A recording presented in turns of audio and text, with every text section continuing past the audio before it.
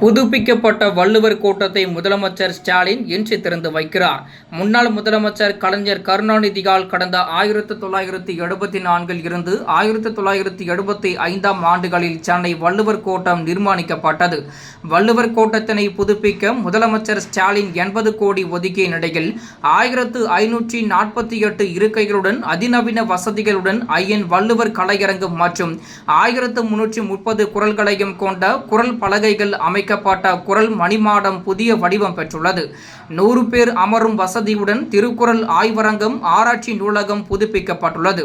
மேலும் வள்ளுவர் கோட்டத்தை பார்வையிட வரும் மக்களின் வசதிக்காக 3336 சதுர அடியில் உணவகம், 27,000 சதுர அடி பரப்பில் 162 கார்கள் வரை நிறுத்துவதற்கு வசதிகள் ஏற்படுத்தப்பட்டுள்ளது.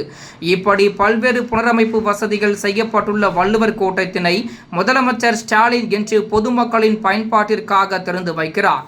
வள்ளுவர் கோட்டத்தின் முதல் நிகழ்ச்சியாக இன்று மாற்றுத்திறனாளிகள் முதலமைச்சருக்கு நன்றி தெரிவித்து பாராட்டு விழா நடத்துகின்றனர்.